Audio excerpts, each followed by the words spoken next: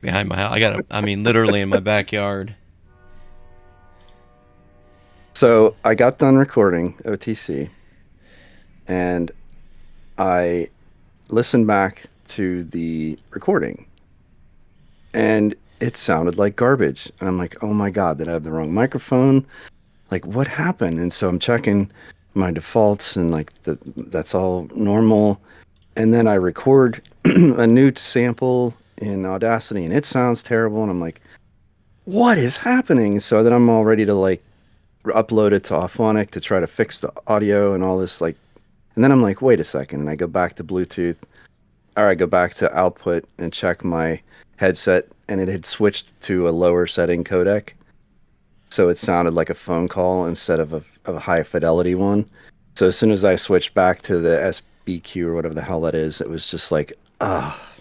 So if you're using a laptop, that the most problems are going to be from laptops because things get unplugged and plugged back in, turned off, moved around. Yeah. You know, I deal with that all the time with the guys on 3FT too because they're well. Dave uses a laptop. I've got a machine here I built for him, and I look forward to getting it set up in his little studio space because it's the same thing. When you're dealing with cameras and microphones, and you're unplugging and plugging stuff back in, it changes the settings all the time, and it's just maddening. So I think what I actually had done accidentally. So what happens is it'll shift to that lower quality codec if you set the microphone accidentally, their input to the headset. So, or to the earbud, whatever. So I think what I did was I was screwing around in Audacity looking at the sources, and I think I may have accidentally set the input to start with to my earbud, which then popped it over to the wrong codec, but then I switched it back. So the recording's fine. I listened to it and I uploaded it and everything's fine. By the way, mine is 80 some megabytes and Leo's is 600. Oh. A 1 hour recording is 600 megabytes. I don't know what quality setting he exported. Well, he's got that hardware recorder that he's using, so that thing is probably running wide open. Yeah. That's 600, almost a gig for an hour's worth of audio. Though. That's wild. Anywho, so yeah, I figured out it's okay. The audio should be fine. And that's good because I have no video. I forgot to hit the record button on OBS, so I got to use Joe Resington's little stupid Python tool to make a visualization to upload to YouTube. I've done it before. Last week's show was done that way because I didn't want Majid's dilated pupils. Yeah. Hearing him was bad enough. I seriously considered not uploading a show, but we didn't have a show on the weekend prior, I don't think. Yeah. So I felt like I needed to put something out there. Well, his assertion that he had terabytes worth of data and that you'd have to get to the back of the line. 5 terabytes of complaints. I'm like, wow, man. You must be 360 years old. Who was that? Majid. He was all hopped up. He had a toothache, and so he had taken some painkillers. Yeah, Joe was there. He remembers. Oh, yeah. That's right. I was there. That's right. Yeah. But Bill had said, I'm not sure I want to put this out there. And of course, he was in an altered state, but Majid's like, yeah, I don't care. Yeah, but later on, he gets on Discord and he says, like a day later, he got on Discord and said, I'm a little concerned. I'm like, well, I didn't use the videos. Too late for that one. Yeah, that ship has sailed, brother. But, that ship was gone, man. On the first show that we were on, I waited to ask until you said we were done recording if everybody thought he was high, and yeah, he was high. Yeah. Yeah, okay. Yeah, you came in like a few minutes into the show, we had already established by that time that he was 3 sheets to the wind, man. Feeling no pain. Yeah. I mean, He was thinking he's invincible. I, You know, when completely normal. When I'm like that, I just want to like kick back and mellow out, and do fuck all, Last thing I'm gonna do when I'm like that is get on the podcast, unless I'm wanting to be a little silly. Let's see how big my export is. Well, I'm doing 8 and 16, and I mean, I think that for FLAC, that's a lot of audio data in there. I mean, that's pretty high quality. So, I'm doing. I had been doing the 8 and 32, but it was just huge for no reason, So, Same. Let me see what mine is. I mean, I know Bill was bragging about how his systems are bulletproof and everything, but Boy, I'm a little worried. I wish I wouldn't have said that now. He was like, "Come at me, bro." That's how it's going to get interpreted, isn't it? Okay, I'm 251 meg. I wonder what I did then. I mean, you know what the truth is? I didn't talk nearly. Oh, he's as a much wave. It's not a FLAC, it's a wave. Oh. It might be a FLAC and he just forgot to rename it. Let's see. Let's run it through media info. Nope, it's a Yeah, wave. you're right. I didn't even notice that. PCM wave format. Mm-hmm. Bit rate 1411 kilobytes per second. What is this from? Leo's OTC. Wow. Well, we'll be able to hear every little tiny, 1411 Who had kilobytes per second, 2 channels, 44.1. That ain't. Oh, it's in stereo. Yeah. Well, Fun. is it? Fun. Every little noise in stereo. PCM, 2 channels, yeah. Oh well, what are you gonna do? Yeah. Well, he does whatever he wants. So. Yeah, I don't. Heck with it. Waves are fine. They're old school Windows technology, but whatever. That's what my boy uses when he makes our theme music and stuff. What do you think I'm gonna use, a FLAC? Well, yeah. And then yours is 86.3.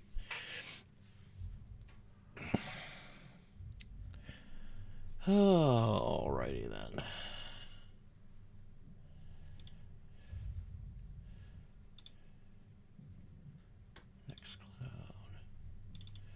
Well, what are we doing for a topic? Well, that's what I'm wondering is, did I mess up?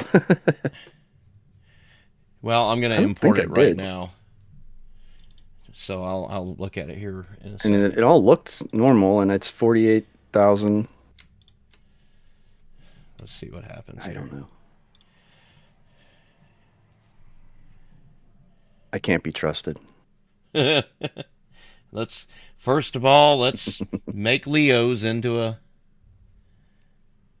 select. To a FLAC, yeah. No, make it into a mono. And Yeah, cut it down by about 2/3.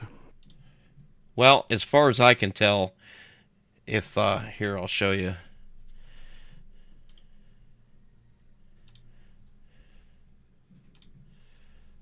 Oh, show and tell. Yeah. So yours is the one on the bottom, and Yeah, my my level was a little high, I guess. Sorry. no, you're fine. Okay. So you're actually, it's weird how that works because he's got more data, but look at your waveform compared to his. His is the smallest one. His is always the smallest one. And then mine looks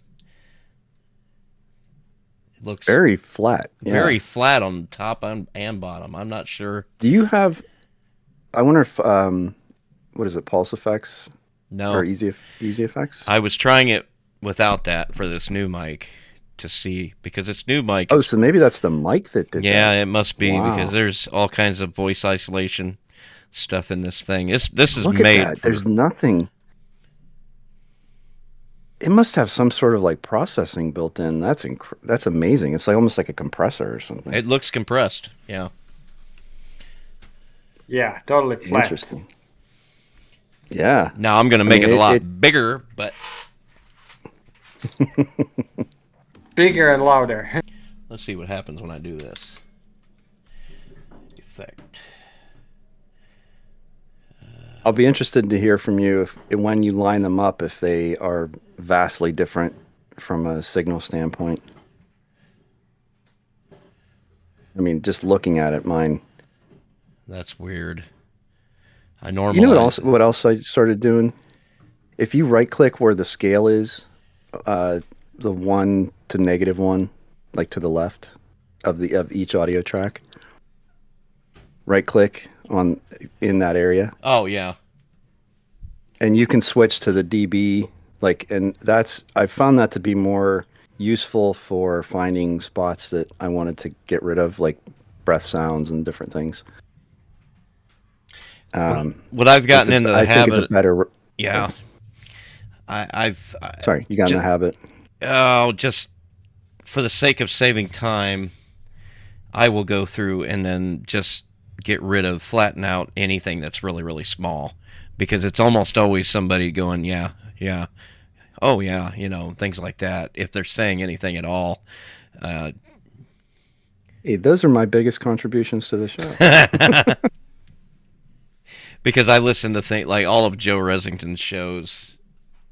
I mean, when somebody is speaking, that is all you hear is that person speaking, and you can't tell me that British people are so good at keeping their mouth shut that they're not doing a little bit of yeah.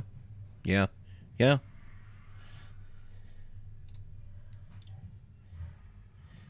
wonder if you can set that for the whole. It's hard to say. I mean, he has to have a much more streamlined process for editing. I wish he would do. I mean, I know he still does it himself, but yeah.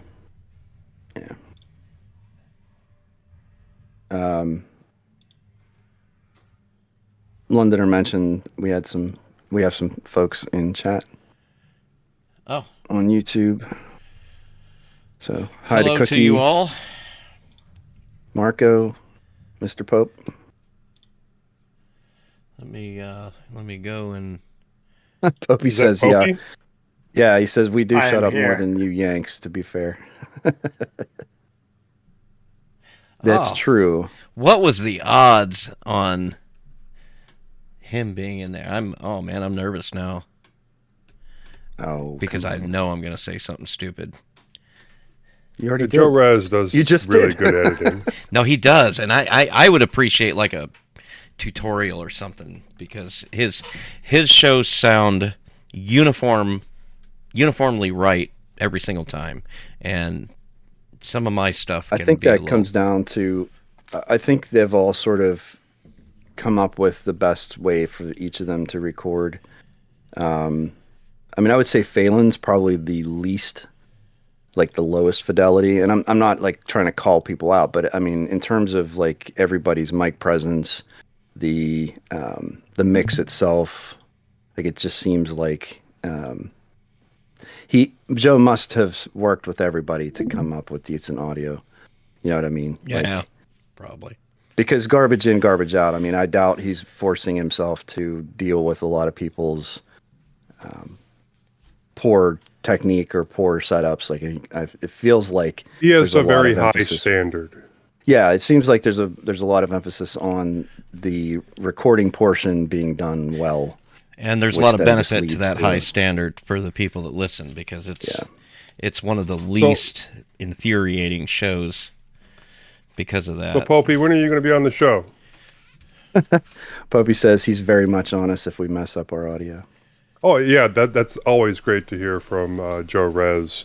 You know, he's the person that I learned it from, where you tell people when they first get on, hey, your audio sucks, your audio is garbage, fix that right now. Yeah.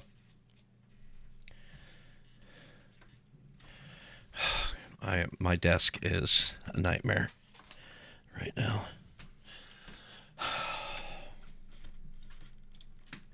Nightmare. Yeah. Did you fix your light? My light. Remember you Anyway. yanked the cord Oh out? no. Anyway, No, I'm screwed on once that. again, I say, Popey, when are you coming on the show? I mean, you could jump on right now if you wanted and just say hi. Everyone would love to hear from you. The pressure. Oh my God. Right? Your public demands. I get starstruck enough just being here with you guys, let alone Oh, brother. Somebody that's actually famous like Popey? No.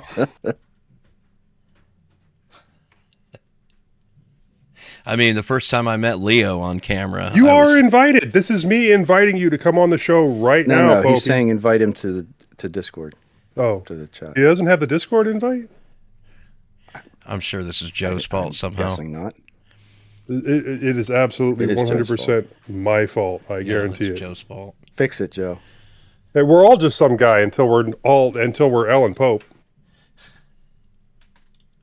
or Joe Rez. I don't know what. Do we have a link to the Discord? Where can we put this for you? Go to the website. In the description? Go to the website. It's on the website. mintCast.org. Yeah, I was mintCast.org. Oh, he's got to install Discord. That's cool. I wouldn't do it. Just run it in your browser. I sent him a link on the chat in YouTube. Okay. Thank you. No problem. Pop out the chat. This is how you get people on the show. You just keep asking them until they say yes. Just nag them. Much like high school. Get in here. Nag them until they say yes. Much like high school. Yeah. Peer pressure. Do it. That's right. Yeah. You know you want to. Come on, man. And then you say, well, we'll like you. We'll be your friends. That's how you end up smoking a pack a day for 20 years. Peer pressure.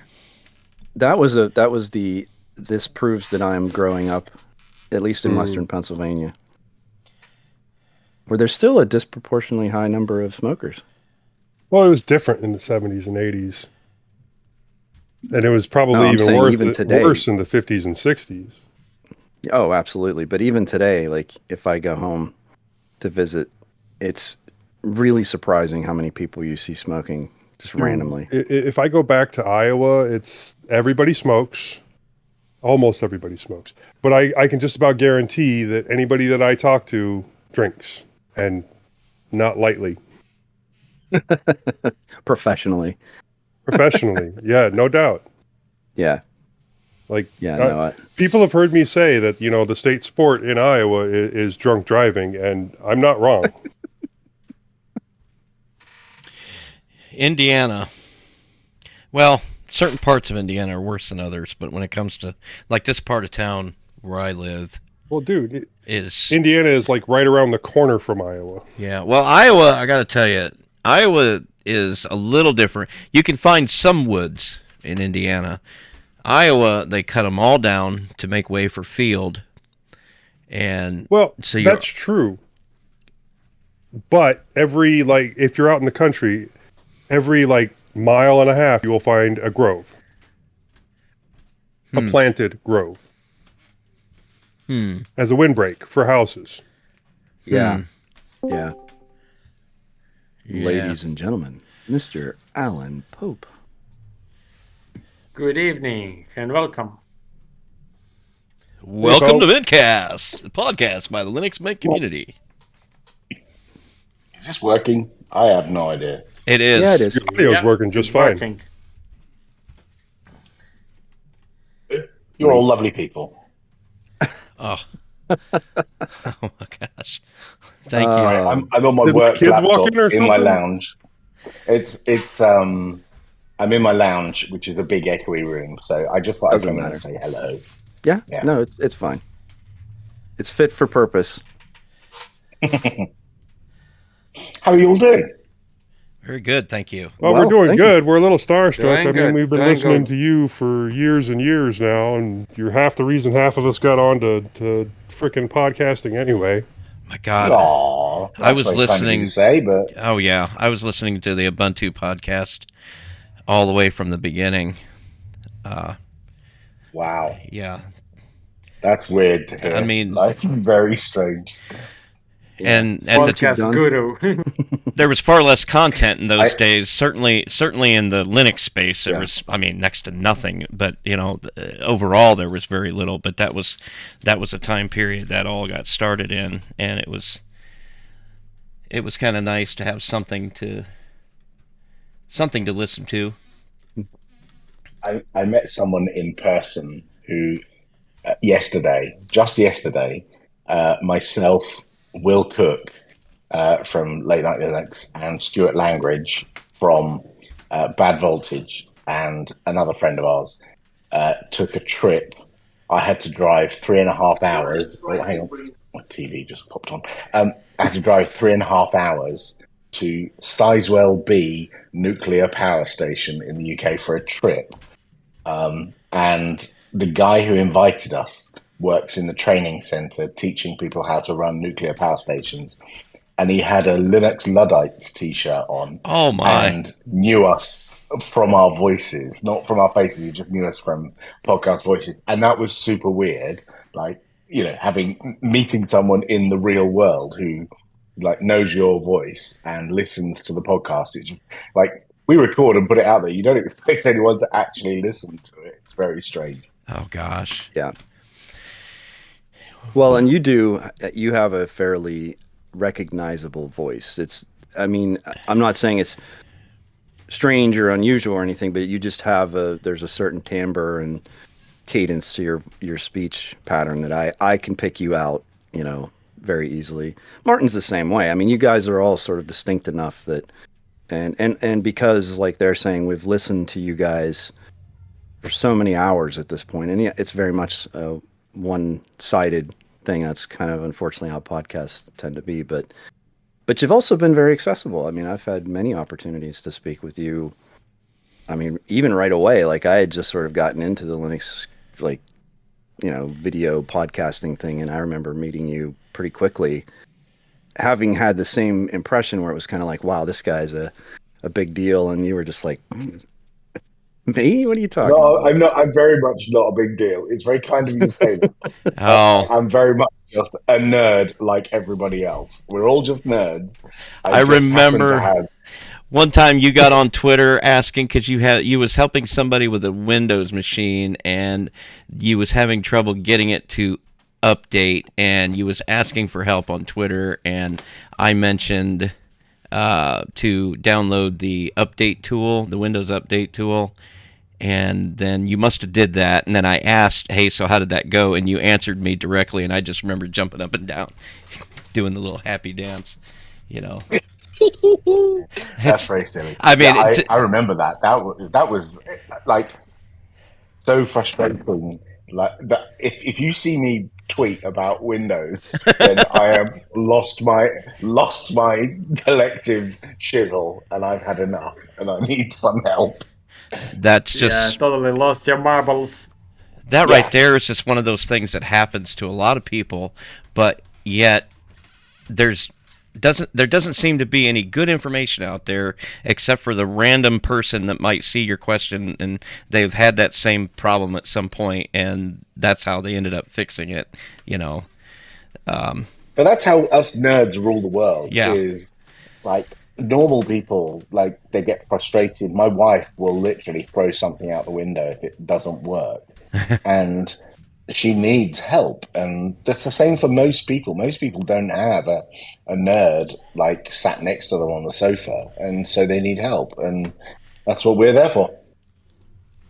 I've been accused of actually setting up situations where it makes me look like I have all the answers. And what I mean by that is my wife will be having a problem and she insists that by me just walking into the room or, being near her, that somehow technology behaves differently.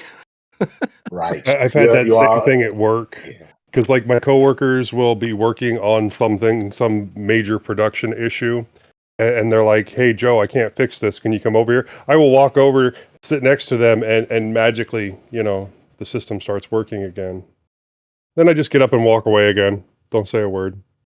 We have an aura. That's what it is. It's our nerd aura. The computers do as we say, but not for us. Not for us. No. Right. No. For other people, right? It makes us look like we don't have any issues, like we're just magicians when they don't realize the amount of frustration we've had to put up with. Yeah. And then my foster mom realizes that, I am a computer expert, but then she'll ask me a question about Windows, and it's like, I have no clue. That's true. Yeah. Specific domains, right? So, what are you guys going to be talking about today? No idea. Oh, today, this is just random whatever. And we're Yeah, going to try and figure out what we're doing for next show, but other than that, this is just us talking. The entire purpose behind this little thing here is this: we do the roundtable, which is what this is, the opposite weekends of the actual syndicated show, and the point behind this is that the room is open on Discord, and anybody who wants to can join the conversation and talk about anything. If you have ideas for topics and stuff like that. Tech support on occasion. Yeah, that does happen. So one time I even sold that joke from IT crowd. Have you tried turning it off and on again? that's right. That's never going to go away because it still works for some reason. It does. It does. Yeah. I was having a bunch of audio problems before recording a couple hours ago, and I rebooted, and hey, they worked. So, I mean, so the thing I've changed my microphone. I hope it works just as well. Is this sounding okay? That's actually better. Sounds much better. Yeah. Okay. So yesterday, when we were in the nuclear power station simulator, the guy who was showing us around showed us all the controls, all the buttons, and how it works. And this thing was made decades ago because it's been in service for decades, and the number of things that can be solved in a running nuclear power station by turning something off and turning it back on again is quite alarming. Obviously there's diagnosis and figuring out, the pump has failed, or we've been disconnected from the grid, or, whatever it might be. But a lot of it just boils down to reset everything, start from the beginning and turn it all off and turn it back on again. And the power station comes back online. It's quite surprising. You say that, and it made me think of, I just watched a documentary on 3 Mile Island, maybe about 6 months ago. There's something on, I think it's Netflix. And that was when they started getting these readings that seemed so unusual and slightly impossible. That's exactly some of the procedures they were doing, was like, well, basically this segment of the chain of, the system, take that offline and then bring it back and see if that affects, is this a cascading failure? Is it just isolated and it looks like it's a cascading failure? And and the equipment looked, and of course this was the 70s, and it wasn't that old at that point, but yeah, it looked pretty rudimentary, but there's some pretty smart engineers, and I think they certainly have what they need to diagnose problems. But it's a unbelievably complex. Well, I guess it's simultaneously simple from the standpoint of like how it reacts and the way that you're collecting the energy and the steam and all of that, but also sufficiently complicated that, to troubleshoot something. I guess I didn't realize, obviously it makes sense that the UK would have nuclear power, but is it common? So the station that we were at, Sizewell B, we've had them since the 50s, 60s, like everywhere. This one is a Westinghouse design.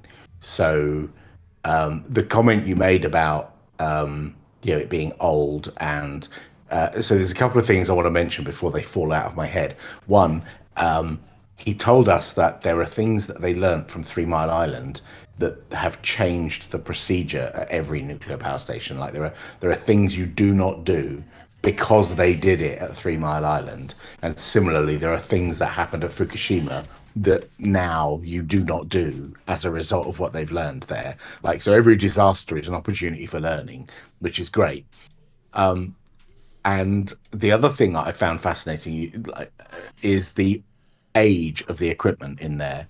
There are, not now, a lot of it's been upgraded, but only recently they had a VAX system in the corner, and to replace some parts they had to buy a VAX system off of eBay because that was the only place they could get parts for this, to replace something that was broken or aged out. And some of the displays are like, now they're like modern TV style, like display LCD displays, but only a few years ago they were cathode ray tubes connected to Solaris running like workstations behind the scenes. And because, you know, this thing was implemented in the 70s and 80s, Solaris would have been an acceptable choice to make. But now, like, who knows what the hell Solaris is? Yeah. And yeah, they've got all this stuff still running, but they don't now. They've replaced a lot of it, but it's still quite aged in places. Yeah. I don't know. I know some big companies that were still using Solaris, like, what, 4 or 5 years ago. So. Wow. Yeah, not another one. Sorry. How you doing, Majed? What's up, Majed? How you feeling today, Majed? Right. How's that toothache, Majed? You what? Sorry? How's no, that? my toothache is better now. I'm not that's zonked too out, bad. stroke eye, stroke, whatever, or had a stroke. None of those at the minute. But yeah, you're just busy in between shifts, so I couldn't make OTC. Hope you had a good episode. No, it was shit. I'm surprised it's still daylight. Oh, because this is welcome to the UK, right? It is what 8:30 in the evening now, and it's still light, and these days are gonna keep getting longer till we hit June, where sunset is at just before 10 o'clock at night. I had no idea. Wow. Yeah, no, we have because we're so high up latitude wise, we get very short winter days in the winter and very long days in the summer. So yeah, I think the longest it gets to is sunrise at about 4:30 and sunset at about just before 10.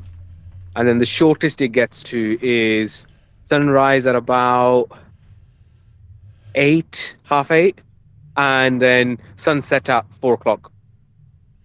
So in the winter, I just don't see daylight because I go to work in the dark and I come home in the dark. Yeah. You know, and I'm not surprised that this country has such high rates of depression, you know, because if it's dark half the year, there's this thing in it, seasonal affective disorder, which basically means you're sad in the winter and happy in the summer. I mean, I'm not entirely sure that's a disorder or just humanity. I replaced a bunch of the lights in my house where I know I spend a lot of time with the full spectrum lights because despite the fact that I live in Texas, I just never go outside because, you know, It's that's too where hot. the sunshine is. It's Texas. You don't want to get shot. Well, no. Believe it or not, you know, the incidence of shooting is relatively low around here, so. Yeah, because everybody can shoot back. There's a Exactly. gun behind every blade of grass. Yeah. That's right. I'll tell you what else they got down there. She's waiting you on the grass mound. They got bugs about like that, and when they're flying at Look. you and you're driving, they aim right for your face. That way they can splatter directly on your windshield, right in dead center field of view. You can't tell me that Georgia's not worse when it comes to the giant bugs flying. Louisiana's probably the worst of them all. No, But I haven't spent much time in Louisiana to be able to tell you that, but I know Georgia was horrible because, like, I remember going to school in Georgia and the swarms of dragonflies that would Yeah. follow the school bus, and like not. You think I'm talking like little dragonflies. Chasing the school bus, huh? Yeah. Well, Yeah, I I was remember I was in grade school when at the there's time. some issue. Wasn't there some issues about school buses, Bill? I vaguely remember you mentioning once. Did all that get sorted? What now? What about school buses? Somebody was talking, I remember a couple of months ago, about some issues with school buses in their district. Can't remember if it was you or Joe. Oh God! Don't get me started on that again. Well, it's gotten a little better. Oh, okay. It's either Okay, gotten fine. better or they've just given up. I don't know. Okay, quick question while we got us all here. So Yeah. next show we're twisting Alan's arm, and he's going to jump on and do an interview. Ah, Oh, fantastic! Wait, what? What is this? Yes, We Yeah, voted. the famous Friends that pulpit voted. on mintCast. well, I would enjoy that. It's kind of a democracy in the sense that only the important people get a vote, and we voted that you'd come on as a guest, Popey. All right? Okay. Yeah, it's kind of like Is England that a in general, yes? isn't it? Only the rich people get a vote in England. Yeah, we can talk about Is that a snaps. yes? Next Sunday you're going to be on the show? Hang on a minute. Well, I'm let's- just having my glass filled up again. I'll be back in a moment. Oh, see, Run, the Popey, idea of him having to come on and be interviewed by us has got him to drink already. Right? He needed another beer after we said that. Well, and I think Yeah. too, depending on whether it works out time wise, we could also always do something else for time for you. Like I would be willing to pick Oh, a more shush. convenient time So, is it this time, like right now? Yeah. on No, Sunday though. it would be the same time, but Sunday next week. Yeah, that's fine. That's great. Yeah, let's do it. Oh, awesome.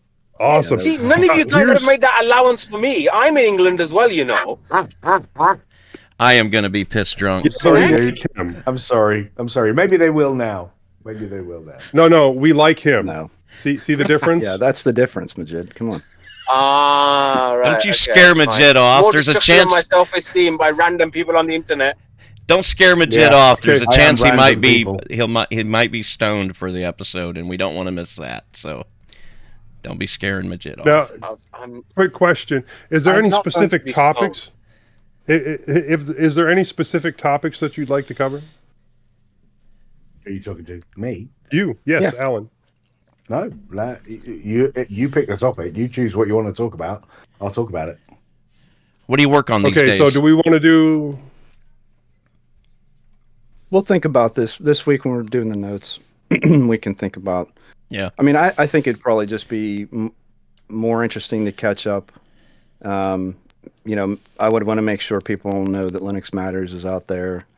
Oh, that would be very kind of you. Thank Oh you. yeah. Yeah. I've really been enjoying making that.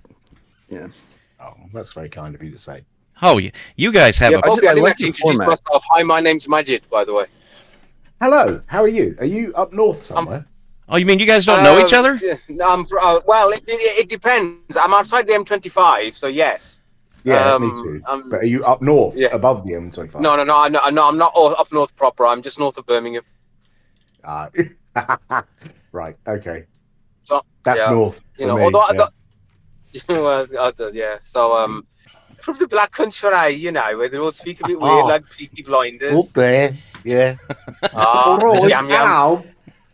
So BBC Archives has a YouTube channel, and I never quite understood. I mean, I knew there was some rivalry between the North and South, but they have this thing from like the late 60s or early 70s about like, oh, they all think they're posh. I'm not going to do the accent, but I mean, it was like, all the Northerners were like, well, those Southerners just think they're better than everybody, and the Southerners were like, bloody yeah, they're a Southern bunch of hicks. Chessies, man. Flipping heck. The problem is that we have all the tropical weather here, and like it is dark up north, and so it's very difficult for them. I mean, I used to live up north. I mean, I used to live near Newcastle, And I mean, it was definitely colder and it was definitely darker, but people were definitely harder. You never saw a Geordie girl in a coat, for example, ever. You know, yeah. Alan will get that reference. It's going to completely go over the heads of the other guys, but Alan will get that reference. I've heard it, but I don't know what it means. Yeah. My wife accuses me of being an Anglophile, so Okay, I have to. You know what? Just because this conversation keeps coming up, I am definitely going to have to rip something off of YouTube and add it to our soundboard. It's where the doctor says lots of planets have a north, and it will be on our soundboard. So, can someone send me an email? I will forget. It's like Saturday night. I've had a couple of glasses and I will forget if someone doesn't send me an invite or something. We'll have Majid show up at your house. Yeah. Okay. Yeah. Because obviously, because we all live in the same country, we must all be next door neighbors, innit? Yeah, I'll Obviously. pop around. Well, considering how long it takes to drive from one side of your country to the other, yes. Yes. Okay, fine, fair point. You know, geography is a scale of slightly I'm different from the UK. continent. And that's coming from a guy who lives in Texas. Texas is the only place I drive where if you got two people driving, I can drive all day and then go to bed. My partner can drive all day, and then I get up again, and we're still in Texas. That is a big place. Like 800. So I drove three and a half hours. Yeah, I mean, whenever, for example, whenever I go see relatives in India, it just boggles the mind how massive it is. Yeah. You know, like, you know, one of my cousins came to visit and she was like, yeah, I took the train. Oh, how long did the train take? Oh, it was quite short, only 6 hours. Excuse me, what? Yeah, left straight after sunrise in the morning. So I got here by lunchtime. I'm like, okay, all right. Yeah, I'm going to go back now. Really? Well, yeah, okay. I used to drive from El Paso to Northwest Iowa, and that's like, you know, most of the way north and south across the U.S. Not quite the full distance. That's a 20-hour drive, 22-hour drive. That's mad. Yeah. Damn, that's a long one. Yeah, that's why people have crappy drivers. Ping me a mail, alan@popey.com, please. Otherwise, I will forget. I'm sorry. My brain will force me to forget, and I need to remember. Say that one more time. Calendar, You're about to get a barrage of emails just all day. Don't forget, Popey. Yeah, Alan. Alan@popey.com. That's it. That is. Bill, can you send that off real quick? It's actually that's a spam black hole, so you know. What do you want me to do, Joe? Send him an email. Oh, okay. With an invite. Yeah, let me go through the arcane process of opening up. And if you're on the Discord, yeah. So let me add you. Now. Let me add you to the contributors list so you can see general, and we can talk to you on here. Great. Excellent. That sounds like a plan. Is it one L ALAN? Yep. At POPEY. So Popey, have you become a full-time podcaster as well, or do you still have a proper job as well? I have a proper job, and the podcast is a hobby. What's the proper job? Ask me that next Sunday. Ask you that next Sunday. Yes, sir. There we see, go. This is that in the notes. This is the thing. We always come up with the content before the time, innit? You've got to shut up and wait. Save it for the show. Yeah, we have great discussions before we get on there, and there's like, this would have been good content. Why the hell have we talked about it before? We need to let it marinate for a bit. Yeah. Yes. Email sent. That's right. Squeeze all that spontaneity out of it. Well, I mean, you know, spontaneity is all good and stuff, but you need to have some kind of structure, I suppose. All right, otherwise listen. It's just ramblings. Your show notes said, and then I did this, but then you said this, and it didn't match the script, so I'm sorry. We're going to have to redo that. You know, I do that on purpose. I Yeah, I know you genuinely do, because I I think know. I think to myself, what you know, if me reading stuff is really really boring. Do you know what I mean? Anybody, It bores me, and I'm the one doing it. unless you're a broadcaster and have the ability to read in a normal speaking voice, which I don't have. I'd love to. I know it's a skill, and if I practice, I probably would get better at it. But the difference between my speaking voice and the way I write is so stark that oftentimes, if I listen back to myself reading, it almost doesn't even sound like me. It's so Yeah. bizarre. Like there's such a shift or a split between the two, and I've actually read a lot about like how do you develop that ability to read and make it sound natural. And most people say it's So that's either why just something they can do. Yeah. that's why I. So that's why I mean, I know that it seems to be a mintCast tradition about having, you know, verbose, literal show notes, and so I kind of go, okay, fine, I'm going to deal with that. But at the same time, I want to put a little bit of just humanity into the way I talk, make it a bit more like I'm actually discussing and chatting rather than, I don't know. I might say it might be an epic fail, but I just just me, my way of doing things. That's No, all. and it's also the ability to introduce a topic, but then be able to shift effortlessly into, discussing it between a panel. And this isn't just meant to be a compliment, but honestly, that's why Ubuntu Podcast and now as Linux Matters, the format of that is that's what I would aspire to on just about anything is, you give enough information, and not just Linux Matters, but also most of Joe's podcasts where, if it's a news item, you introduce it enough to get the point across, but you don't have to give all the detail. You actually save some of that detail for the conversational aspect of it. And I think collectively everyone involved with those podcasts has been doing it long enough that it is sort of second nature at this point. But yeah, I tend to listen back to what we've done, and there's a lot of times where I'm like, we went too deep into that, or we spent too much time there. But I don't want to overanalyze everything. It's a weird position to sort of want it to feel natural, but also look at Mr. Clean Cut. Wow. I don't think I've ever seen your hair that short. Yeah, so I've taken to going to a local.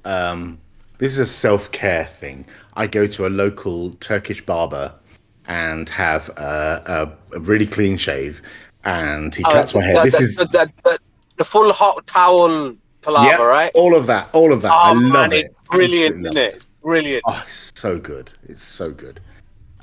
You know, And best I haven't done 25 it for a quid I few ever weeks. spend that. Same, exactly the same. Yes, it's a little bit of like personal pamper time, and Yeah.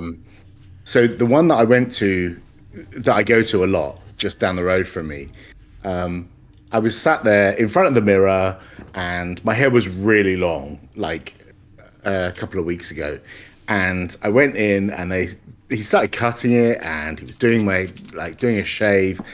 And then I looked up, and above the mirror, above my eye line, there were two little lovebirds sat on the mirror, like jostling back and forth. They weren't fake, they weren't animated or anything. They were real birds inside this barber shop. And every so often they were like snuggling up to each other, and then one of them would fly off across the barber shop to another part, and the other one would follow. And it just felt lovely. It was wonderful. And so that's my like me time, is getting a shave, getting a haircut, and I feel a lot better for doing it. Yeah, I've got this routine of going to the gym, and then cause the barbers, again, technically they're Kurdish, but they call themselves Turkish barbers, don't they? Of course. Yeah. And there's Kurdish barbers around the corner, and so I'll go to the gym, have a good workout, and then I'll go, and then it'll be like a proper pampering. Do you know what I mean? And then you come back nice and fresh, Yes. And when it comes to the beards, they are artisans, I must say. The way they get my fade on my beard and everything, it's like, this is good. This is artistry. Yeah. Do you know what I I mean? love it.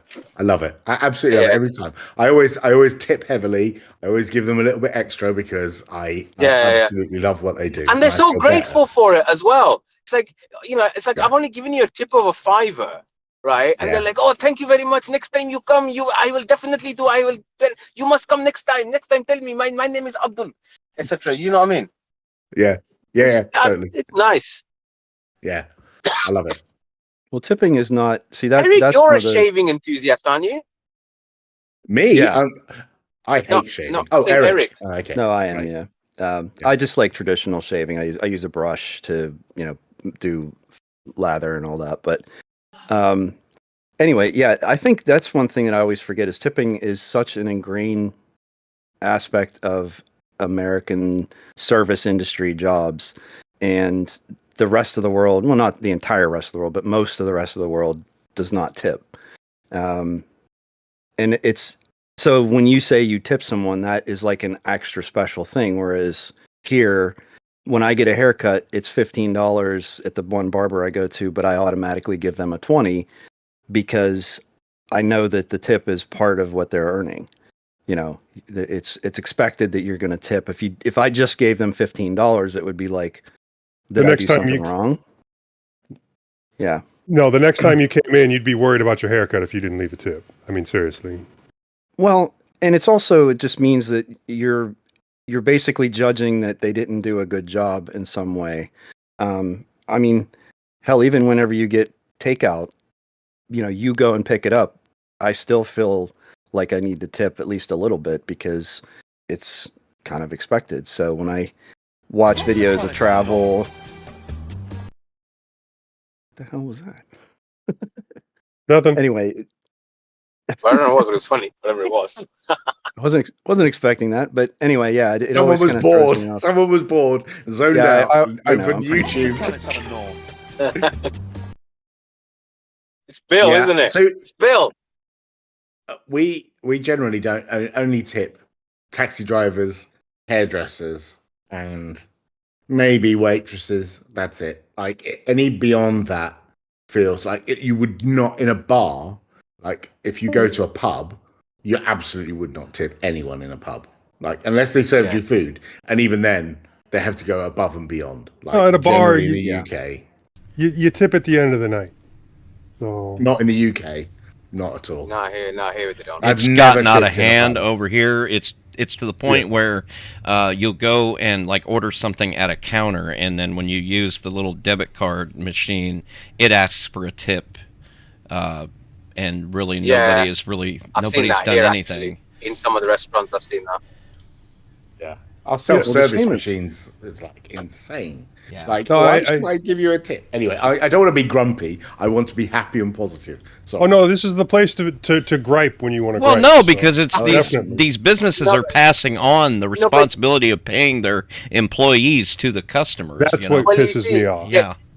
Yeah. I mean, that's kind of. I mean, this is the old socialist in me coming out again. But that's part of the thing that annoys me about tipping is, employers get out of paying a proper wage to people. Yeah. By saying, well, you get your tips, don't you? And it's like, well, that's your responsibilities to pay me, not the customer. Well, that's the whole thing. What I mean, if you're an employee. That's the whole thing about what a tip is. I mean, a person should be getting paid a wage, a proper wage to be able to live. And then the tip is something that they get when they perform their duties exceptionally, and we appreciate that. Not, this is also a part of your 100%. Income. Well, so they've institutionalized it to a point now where if you use a food delivery app, like all those fees and charges are going to the business, not to the delivery person. And so really they're getting a small cut of that, and then whatever they get in terms of tips is what they're really making. It didn't used to be that way. I mean, tipping was, it was sort of expected, but not anything like it is. It wasn't built in like it is today. Like you're saying with, when you go to charge something, they have it right in front of you. It didn't feel as compulsory as it does today. And I've had plenty of jobs where I worked or tips as well as a very modest, income along with that. But yeah, I never felt like if I did a bad job that I was owed a tip at all. So maybe I'm outside of the norm there, because I feel like today you can get the worst service in the world and there's still an expectation that you tip. Yeah. Yeah, no, I agree. What headphones have you got on, Popey?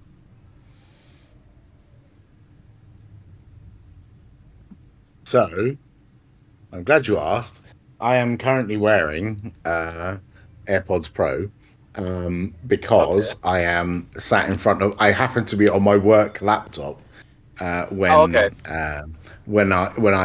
saw the notification, and so apologies. I'm currently on Mac OS. Yeah, no, just fine because I wondered if you were using that on Linux, I'll be interested. Or how well does that work? But Yeah, I've not tried them on Linux actually. I've not tried. I think Leo did Linux OTC on a Mac a little while ago. He does that. I don't tend to like. I joined this opportunistically because I'm in the lounge. The rest of the family are in another room having a loud conversation, and I wouldn't normally like podcast from this setup. I would normally use a proper microphone and a proper pair of headphones, and I would do it on Linux. I just happen opportunity. I'm making excuses, but that's why I'm using these because I'm sat in front of my work laptop.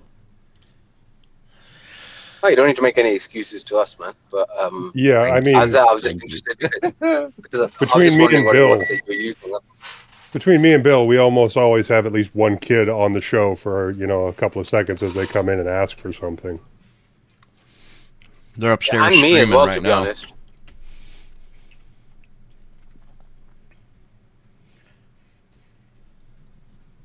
Yeah, I mean, I can still understand Macs. I mean, even after my failed experiments with them, I can completely understand why people want to use Macs. I just don't get iOS personally. I think it's just it is the best example of ecosystem lock-in that I can think of. Because once you're locked in, it becomes very difficult to get out. It seems. No wonder they're in trouble with the U.S. government. At least that's what it seems to me, having never actually had an iPhone. But Yeah, but that's like the only Apple device you haven't purchased. yeah, pretty much, actually, to be fair. Because I just can't bring myself to do it. Can't bring myself to even try it. It's just, I don't know. Are you trying an iPad? Okay, fine. Trying a MacBook? Fine. Trying an M1 MacBook? Fine. iPad Mini? Okay. I can see all their use cases. I don't know. Maybe there's still the. Maybe I'm just prejudiced. I don't know, but I just can't see I just don't see the point. Really don't. If it makes you feel any better, I have an iPhone. What? It's Good. my work phone. Oh. I don't know. I rarely turn the thing on. Yeah. So I could have an iPhone for work because the trust will pay me. As I said, I think I mentioned this before. The trust pays me like 25 or 30 quid a month to source my own phone, whatever. So I get my own plan and phone from whatever carrier network in the UK, and so I've had plenty of opportunity to buy an iPhone just to try it out. I just can't do it. Just no, sorry. You work for I the suppose NHS? I did get tempted when they moved over to USB-C. I did get tempted because then I thought, at least I don't have to take that shitty lightning cable with me. I can at least just have one charger. But Yeah, I can get that. Do you work for the NHS by any chance? yes, I do. I'm a consultant anaesthetist in a hospital in Wolverhampton. Wow. It's not that much wow, but no, it is. I kind of. Someone who, yeah, no, I applaud you. I really do. Nice, thank you. Nice to be appreciated.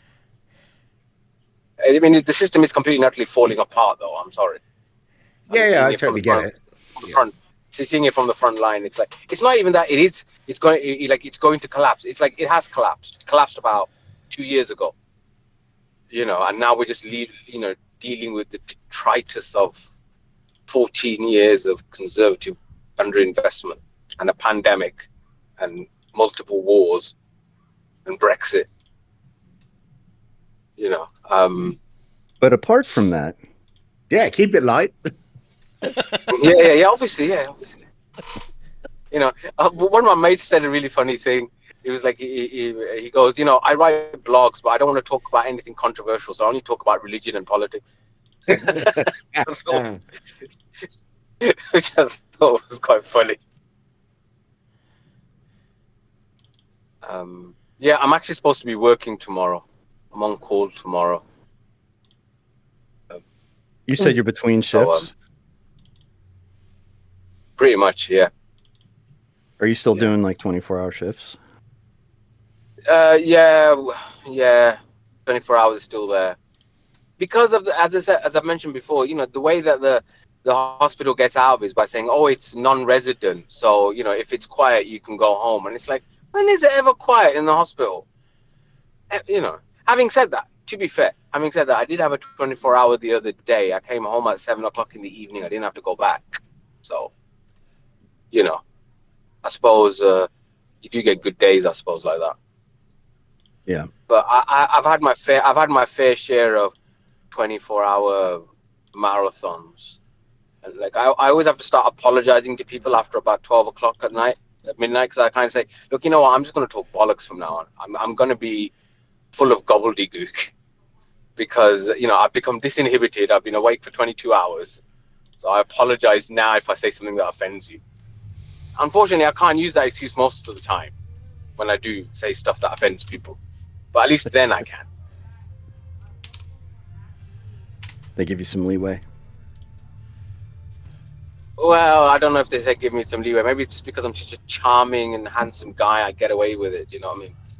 That's probably true. I am apparently a hit with postmenopausal women in the hospital. Good-looking people do get Yeah. away with Gay a lot men as more well. shit. They do. So How Eric, do you know, Bill? you mentioned the shaving enthusiasm, and then when you turned your webcam off, there's a picture of you holding one of the Yeah. I see that. Yeah. So I had a during the pandemic, I think a lot of people did this. I searched for a hobby, and I also was recovering from a pretty serious illness, so it couldn't be a hobby that was active. So it was kind of like, what can I do? And I've never been much of a collector.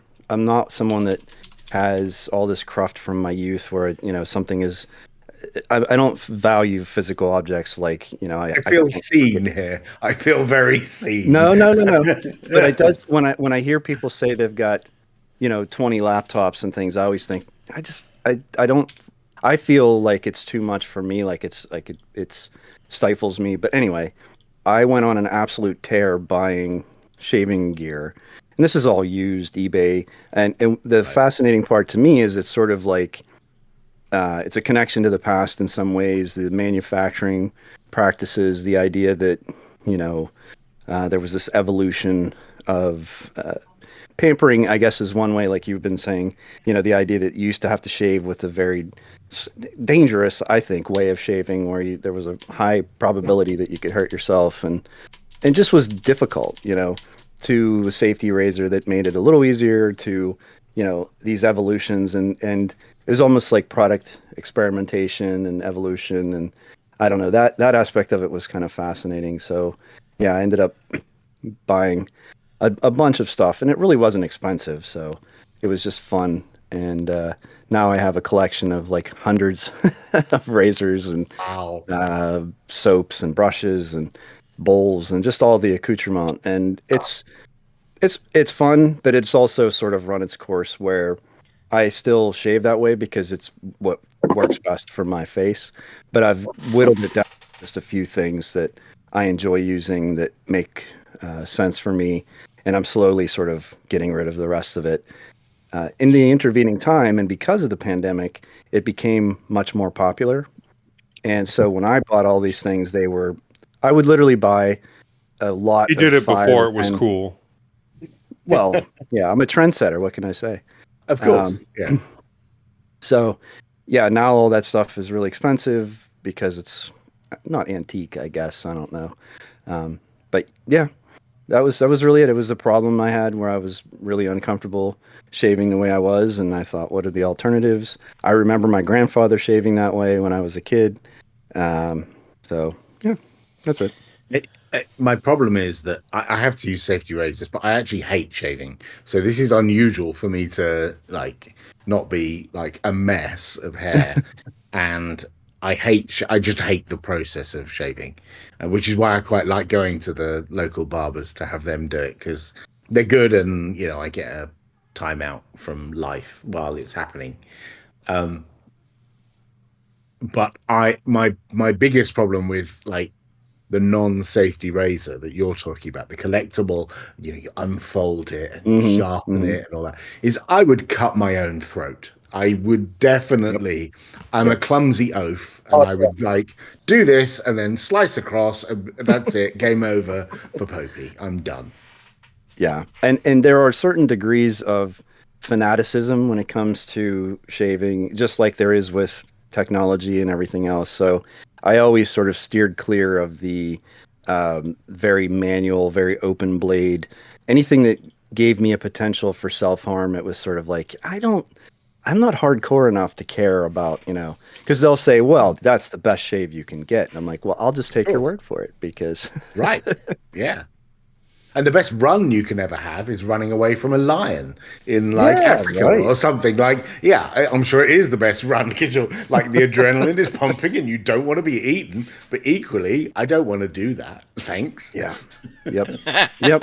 And just like any hobby like that, you have people that are just way too deep into it. I mean, the parallels between Linux and open source and the community that surrounds it and shaving and the community that surrounds it were very, very similar. So I think these are just the way, these are truths about humanity much more so than the actual specific application of what you're collecting or doing or spending your time on. It's just how some people take it way too far. I think that's a very human nature thing. I think we're all programmed to somehow feel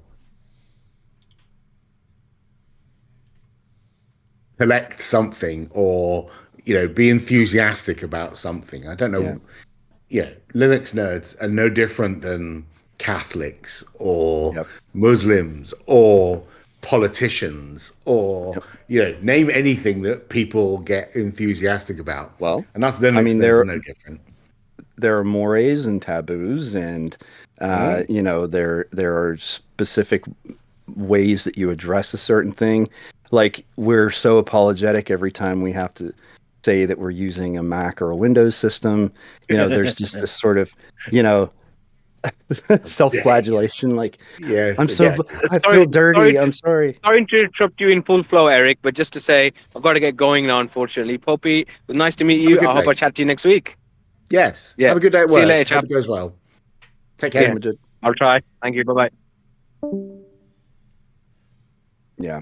And I actually did get sort of burnt out on Linux for a few years. I mean, I had been making videos, I had been on podcasts and doing all of this stuff, and it just got to be a little too much. I had some pretty easy to fall negative... into that, though.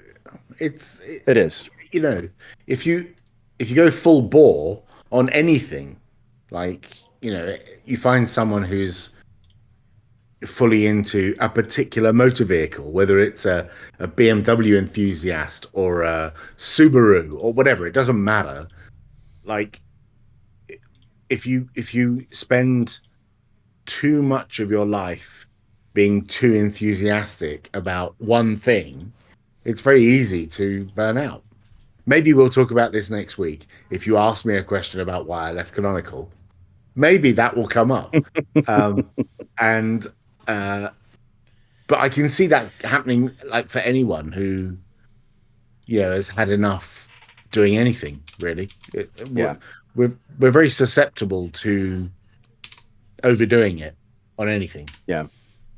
Well, and I think the type of personality too that is attracted by technical pursuits, knowledge, trying to gain knowledge, or it's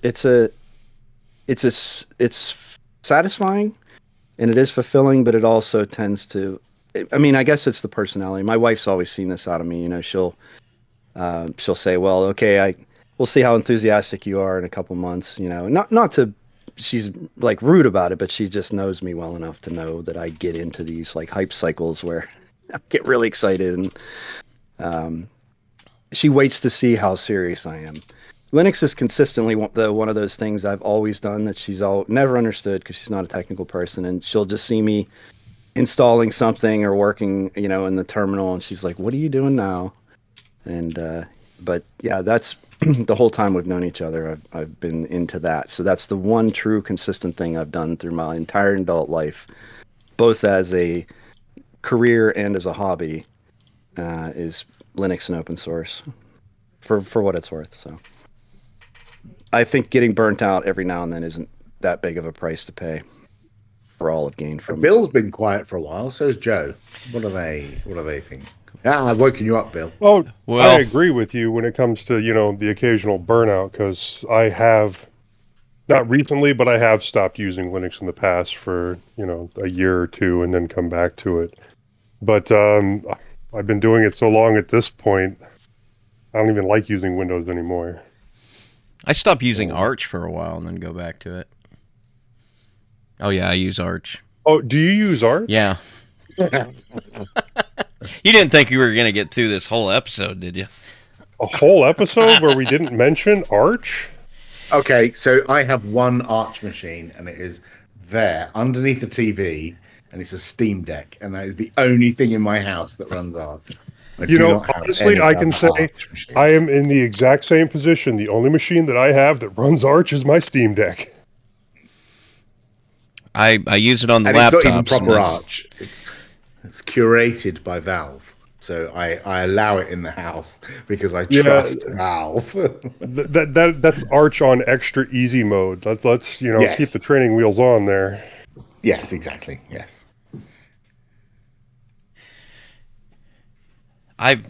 So that's three of us that have said I run Arch in the last 5 minutes. We're waiting on the last one. Oh, listen, I was running Arch and remembered why I don't run Arch, so I'm not running Arch. I just, you know, it's funny, the older I get, the less interested I am in the smaller facets. You know, I'm more broad stroke at this point. I'm looking for, you know, a reasonably stable base with the ability to hook into, you know, third-party channels for software that I need, which my needs aren't that great, frankly, and most of what I use is pretty mainstream, so it's not like I need the AUR or I need the power of being able to compile things for myself. And frankly, the idea of the way that they expect you to do everything for yourself, while that appealed to me 15 years ago, now I really just have an expectation of a distro having done the heavy lifting for me. I expect Bluetooth to just work. I expect, you know, the basic things to just be. Right yeah, there. that you're gonna run into one or two problems with that. Yeah, I mean, and that's really, I think, what bothers me the most about Arch now is that I just don't have the interest or the time to deal with all of those things where I sat down to do something and I realize it's been an hour that I've been, you know, dickering around with, you know, the like fundamentals of the system. And I'm like, why am I even doing this? This doesn't even make sense to me. You know, like I just wanted to get something done and I couldn't do it. And just when you think you've overcome all of that and it's like, okay, I've moved in, sort of got everything installed that I need, you know, I've got my systems in place. As soon as you try to do something that veers from that, you realize, oh, well, that part isn't here either. Let me go to the wiki. Let me figure out what I need to do. It's just not worth my time anymore to do it. That was actually one of the things that originally brought me into Linux was, you know, having to put in that extra work and figure out how things work and all the work you had to do to get a system up and running. And then if you wanted to do something new, you had to learn. And then, you know, the only way after a while, because Linux improved, the only way you got that was with Arch. And then, you know, I try to go back to that. And it's like, no, I'm past that now. I just want things to work. and occasionally maybe have to fix something. You know, and if I honestly think if there is anything I can point to throughout my entire history of using Linux and open source, both on a server and a desktop, is that we've come so far in the usability aspect of it where I can have that, what seemed to be an unrealistic expectation 10, 15 years ago, to say, you know, I expect it to just install and I can just jump on and start working. There was always something else you had to do back then, whether it was, you know, setting up your display options and your Xorg and everything. I mean, there was always something, your sound card, your whatever it was. And now I'm spoiled. You know, the simple truth is I'm spoiled. You know, Ubuntu and hell, even Manjaro. If I wanted to run Arch, I could run Manjaro, and they've taken care of a lot of that stuff for me. Fedora, I've really enjoyed Fedora over the last few years. I just don't feel like that's where my time should be spent. You know, and I agree with you, Joe. At first, it was all about control. It was all about how Windows gave me so little control and how those little things annoyed me to a point where I wasn't happy with it. And so Linux was an awesome alternative, and it still is. And that's the nice thing, is that Windows is annoying even today because you're sort of locked in and you can do some things, but not a lot of things. And even though I expect a lot out of a distribution to provide a stable foundation and a starting point, I know that I still have the ability to make the changes that I want to make or that I need to make to still have that flexibility and control. So it's the best of both worlds today. And it's so powerful and so well done that, you know, like Plasma 6 was almost a non-event. It's just boring. It's just like, I fired it up, I started playing with it. I'm like, yeah, I'm not really a Plasma guy, but like, there's no problems here. Like, everything just works. There's nothing standing in my way. It's all pretty well thought out. Like, kudos, you know, good job. The level of quality and polish has just gone up, you know, to such a degree. That whole thing with Plasma, for a lot of people that didn't know, like my wife's been using Plasma. She's got a laptop running Kubuntu upstairs, and I put Neon on it for her, and I had to show her the things that they had changed on Plasma 6 because it's not real obvious, you know, and that's probably a good thing because, you know, they've made changes in the past that were a bit more seismic and didn't always work so well. And in the past, if there was a major release where you went from, you know, a 3 to a 4, a 4 to a 5, that kind of thing, you just assumed it was going to be chaotic. And usually was. Early adopters, yeah, and absolutely. Not only chaotic from the standpoint of maybe, you know, bugs and just difficulty using it, but also things would be changed pretty radically, and, you know, it left you feeling alienated or, you know, unhinged a little bit. Yeah. So, and, you know, and if you want the static experience, you could always use XFCE or Mate or something like that. There's just so much choice, and I love that. It's what has always kept me coming back, is that it's just suits me. I can hear the adults in the house moving around, and I think they're going to come in here shortly and interrupt my nerd fest. So I'm going to drop off. Yeah, I need to go too. So, yeah, everybody have a good rest of your weekend. Yes, absolutely. Yeah. It was a pleasure. I'll see you next weekend. Always. Yep. Always. See you then. See you then.